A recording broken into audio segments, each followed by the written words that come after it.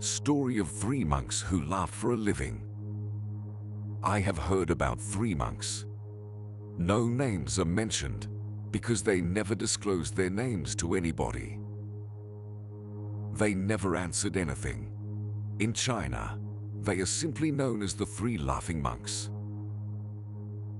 And they did only one thing. They would enter a village, stand in the marketplace, and start laughing. They would laugh with their whole being, and suddenly people would become aware. Then others would also get the infection, and a crowd would gather. The whole crowd would start laughing just because of them. What was happening? The whole town would get involved. Then they would move to another town. They were loved very much. That was their only sermon, their only message. That laugh. And they would not teach. They would simply create a situation. Then it happened that they became famous all over the country. 3 laughing monks. All of China loved them, respected them. Nobody had ever preached in such a way that life must be just a laughter and nothing else. They were not laughing at anyone in particular. They were simply laughing as if they had understood the cosmic joke. And they spread so much joy all over China without using a single word. People would ask for their names, but they would simply laugh. So that became their name, the 3 laughing monks. Then they grew old. And while staying in one village, one of the 3 monks died. The whole village became very much expectant because they thought that when one of them had died, the other 2 would surely weep. This must be worth seeing because no one had ever seen these people weeping. The whole village gathered, but the 2 monks were standing beside the corpse of the 3rd and laughing such a belly laugh. So the villagers asked them to explain this. So for the first time, the 2 monks spoke and said, "We are laughing because this man has won. We were always wondering as to who would die first, and this man has defeated us. We are laughing at our defeat and his victory. Also, he lived with us for many years, and we laughed together, and we enjoyed each other's togetherness, presence. There can be no better way of giving him the last send-off. We can only laugh." But the whole village was sad. And when the dead monk's body was put on the funeral pyre, then the village realized that the remaining 2 monks were not the only ones who were joking. The 3rd, who was dead, was also laughing. He had asked his companions not to change his clothes. It was conventional that when a man died, they changed his dress and gave a bath to the body. So the 3rd monk had said, "Don't give me a bath because I have never been unclean.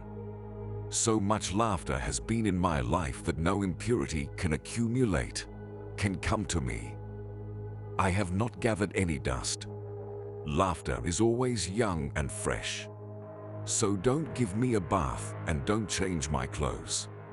So just to respect his wishes, they did not change his clothes. And when the body was put to fire, suddenly they became aware that he had hidden some Chinese fireworks under his clothes, and they had started going off. So the whole village laughed, and the other 2 monks said, "You rascal, you are dead, but you have defeated us once again. Your laughter is the last." There is a cosmic laughter which comes into being when the whole joke of this cosmos is understood.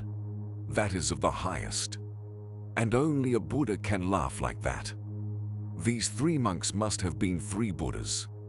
But if you can laugh, the second type of laughter, that is also worth trying. Avoid the first. Don't laugh at anyone's expense. That is ugly and violent. If you want to laugh, then laugh at yourself. Except for man, no animal is capable of laughter. So laughter shows a very high peak in the evolution of life. There is a very deep cause for laughter. Boredom and laughter are the polar dualities. These are the polar opposites. They go together. And man is the only animal that is bored. Boredom is the symbol of humanity. Look at dogs and cats. They are never bored. Man seems to be deep in boredom. The higher the intelligence, the greater is boredom. The lower intelligence is not bored so much. That's why primitives are happier. You will find people in the primitive societies are happier than those in civilized ones. Bertrand Russell became jealous when for the first time he came into contact with some primitive tribes. He started feeling jealous. The Aboriginals were so happy. They were not bored at all. Life was a blessing to them. They were poor, starved, almost naked. In every way, they had nothing, but they were not bored with life. In Bombay, in New York, in London, everybody is bored.